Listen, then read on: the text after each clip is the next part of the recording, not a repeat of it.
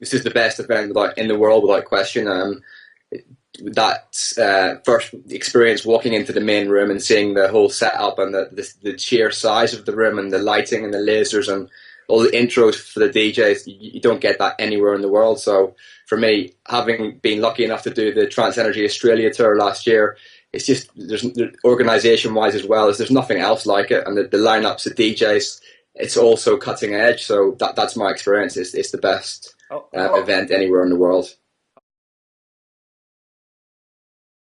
Yeah, amazing. I mean, obviously not as big in sheer size as the Holland one, but we went to Sydney, Melbourne, Brisbane, and Perth. And I mean, the Perth show was my favourite because it was in like an old auditorium, and it was like all the crowd were going up in tiers, so it was just the most unbelievable setup. Yeah, it was amazing. We're very tiring going from city to city every day, but just the sheer organisation that goes into each event is just incredible.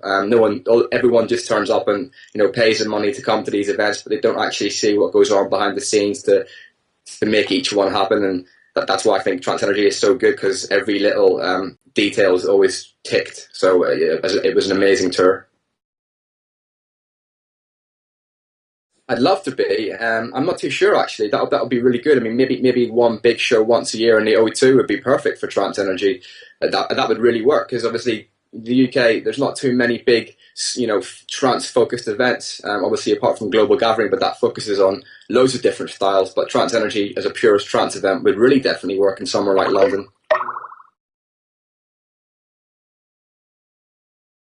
Oh, he's my best friend. He's an absolute legend. He's so talented. I love DJing with him because our styles really help each other, because I play more techie sort of trance stuff and he's more uplifting, and I think the two combinations together really work, because I'll go one way, he'll go back to the other way, and it gives the crowd the best of both. So it works really, really well, and I love playing with him. It's just so much fun, and there wouldn't really be anyone else that I'd like to play with other than Sean. I think we'll do a good job, and hopefully people will really enjoy it. Yeah, I've been with Spinning for about 6 years now. Just releasing tracks under my own name for quite a while. I've had great success with Spinning, and yeah, they're one of the best labels out there. So really privileged to be a part of them. Obviously, Sander Van Doorn is a big part of that, and it's great to be on a label with him and to have the same success as him. So yeah, that's my connection. Yeah, I mean, I'm struggling with an album because I want to try and do something a little bit diverse, and I've got so many underground tracks finished, which are, people would know me for my usual sort of sound, but I'm trying to get 4 or 5 really strong vocal records, which I'm finding difficult to get because some of the lyrics and stuff that I've been sent back aren't really what I'm looking for. So it's slowing down a little bit with the album in the sense of trying to find the right stuff. But if I don't get the album finished this year, then I'm just going to release all the underground tracks that I was going to hold back for the album.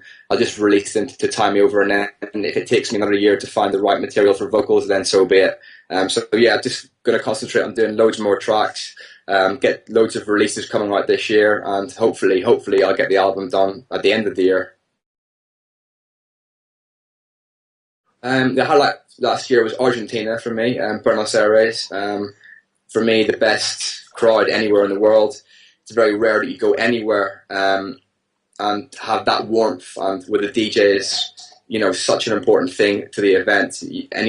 I guess most countries are sort of spoiled that the DJ really doesn't mean anything, but in Argentina the DJ is like a pop star. So it was very mad to see that, to feel that experience DJing, where people put you in such a high pedestal. So the warmth that you get in Argentina is you don't get that anywhere in the world. They're so enthusiastic, they know all the tunes, and yeah, I think right now for trance music, Buenos Aires would be my favourite place, and that was definitely a highlight last year, as well as the Trance Energy tour in Australia. And obviously playing Trance Energy last year in Holland was amazing for me too, but not the main stage. Emotion.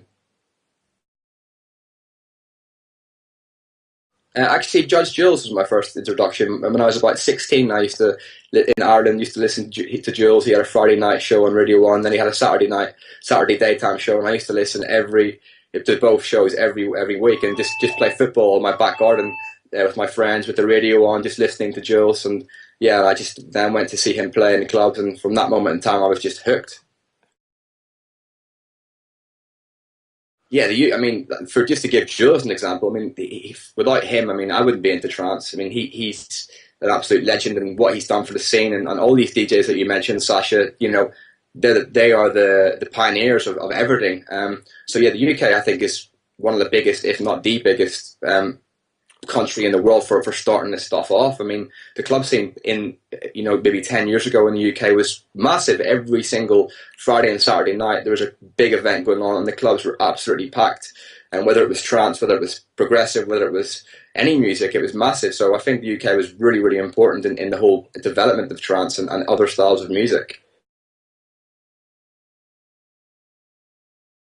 UK are very passionate people. You know, they really get, if they feel someone, they'll get behind them and really support them. And you know, yeah, I remember even used to go. I used to go out with Ferry when he used to come to the UK to his gigs with him. Sometimes I knew his driver, and yeah, I mean, when God's Kitchen was first got redeveloped in Air, he played the opening party, and I mean that was one of the most unbelievable experiences ever to see how massive the scene was in the UK and how big Ferry was. Like he was like a pop star back then, and it was just like it's changed slightly now in the UK. You know, like I said, people are spoilt. The DJ thing doesn't really mean as much as it used to. People just want to go to the party, hear good music, and whoever's playing, great. If it's a local DJ playing good music, that's equally as good for them as it is for a headliner. You know, so it doesn't mean as much as it used to. But back then, it was incredible to see, you know, Ferry turning up and just getting absolutely mobbed. So yeah, 9, 10 years ago, the UK was really, really important for the scene.